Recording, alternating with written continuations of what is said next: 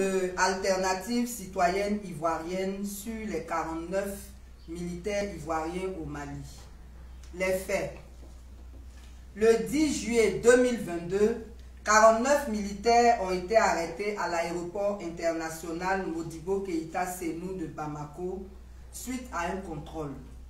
Selon les autorités maliennes, non seulement l'État malien n'a pas été préalablement informé selon les normes internationales, mais les concernés auraient donné de fausses identités.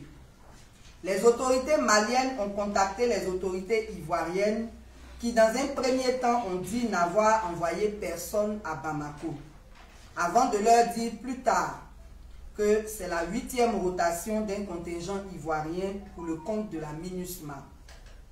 Dans un communiqué officiel, la MINUSMA a réagi en disant ne pas reconnaître ce contingent, mais tout en précisant que le type d'armement découvert ne correspond pas à celui d'une mission de soutien.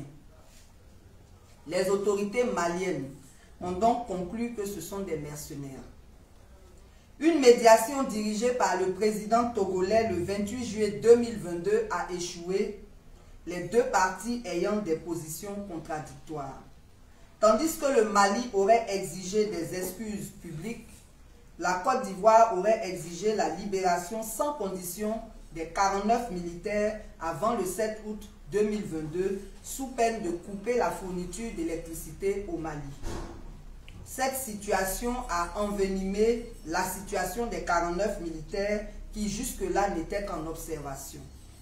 En effet, depuis le mardi 2 août 2022, une instruction s'est ouverte pour statuer sur leur cas et malgré d'autres médiations d'institutions internationales, le 12 août 2022, ils ont été inculpés et placés sous mandat de dépôt. Par ailleurs, nous avons assisté en Côte d'Ivoire à une fronde contre les Maliens au point d'enchaîner conférences de presse et marches contre des spectacles d'artistes maliens en Côte d'Ivoire en passant par des menaces sur les réseaux sociaux. Notre analyse. Ce problème très embarrassant pour les peuples maliens et ivoiriens n'est survenu ni à la suite d'un problème entre deux peuples, ni officiellement de l'État de Côte d'Ivoire, puisqu'il s'agirait en réalité d'un contrat privé dans lequel on a engagé des fonctionnaires ivoiriens. Nous voulons donc exprimer notre compassion au président ivoirien qui est obligé d'assumer ce deal dont il n'est pas responsable. En effet, il n'y a eu aucun conflit communautaire dans les deux pays et si la responsabilité de l'État était engagée, l'Assemblée nationale aurait été consultée de même que le Conseil des ministres.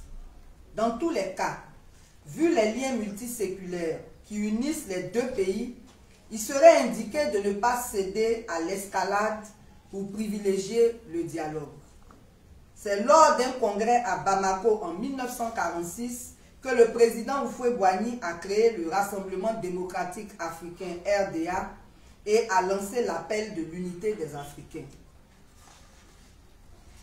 Chaque partie a donc sa version des faits, mais le plus important, c'est qu'au nom des peuples ivoiriens et maliens, chacune mette de l'eau dans son vin, pas son yamankou, pour privilégier le dialogue à travers une médiation. Notre position. Si l'État de Côte d'Ivoire consentait à présenter ses excuses publiques, les 49 militaires seraient libérés et la situation en resterait là. Si l'État de Côte d'Ivoire ne consentait pas à s'excuser, l'Assemblée nationale devrait demander une enquête parlementaire pour que toute la lumière soit faite sur cette situation embarrassante. 1. ACI remercie les autorités maliennes pour leur disposition à la négociation. 2. ACI remercie le peuple malien pour leur calme et leur fraternité envers les Ivoiriens résidant au Mali. 3. ACI apporte son soutien aux 49 militaires qui ont simplement obéi à leurs supérieurs et qui se retrouvent abandonnés à Bamako. 4. ACI apporte son soutien aux familles et aux amis des 49 militaires et leur demande d'intercéder auprès du chef de l'État de Côte d'Ivoire pour une issue heureuse. 5. ACI remercie le président de la République pour sa disponibilité au dialogue et l'encourage, malgré l'échec du Togo, à faire un dépassement de soi pour s'impliquer personnellement, car on ne fait jamais assez pour la paix. 6. ACI propose d'apporter sa modeste contribution à la résolution de ce conflit. Si l'État ivoirien consentait à faire confiance à l'implication de la société civile pour la résolution de certaines crises, nous avons déjà commencé à entreprendre des démarches dans ce sens auprès des autorités ivoiriennes et maliennes. 7. ACI appelle l'opposition, les guides religieux, les rois et chefs traditionnels, le médiateur de la République et le Parlement à s'impliquer dans la résolution de ce problème. 8. ACI demande au peuple ivoirien de rester calme et de garder des rapports cordiaux avec nos frères maliens résidant en Côte d'Ivoire, même si vos marches pacifiques ne sont pas réprimées comme les nôtres le sont. Enfin, ACI invite les parents des 49 militaires à une réunion le lundi 22 août 2022 à son siège à 14 h pour une concertation en vue d'entreprendre les démarches pour la libération des 49 soldats. Infoline 07 47 45 11 45. Que Dieu bénisse nos deux pays. Fait à Abidjan le 18 août 2022 pour ACI, la présidente.